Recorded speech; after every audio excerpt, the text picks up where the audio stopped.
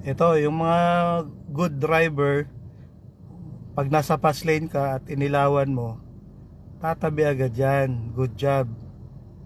Ganyan yung mga marunong sa sa expressway Pag nasa fast lane, pag alam na mabagal ka, ay dapat tumabi ka. Ito mabagal din.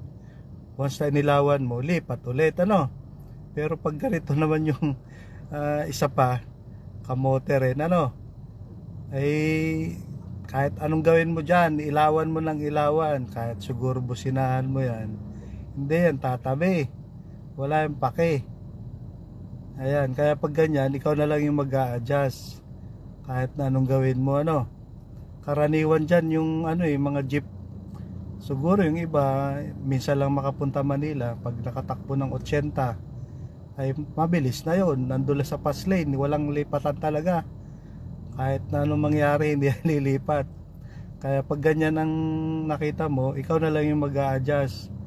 Kaya minsan nadidelay yung daloy ng trapiko dahil sa mga ganyang nasa fast lane tapos napakabagal Kaya wag niyong tutularan mga kasama nating driver Siguro kulang sa seminar yung ganito. Dapat matuto tayo. Pag nasa fast lane, kailangan mabilis ka. Kaya nga fast lane So dapat marunong tayong sumunod.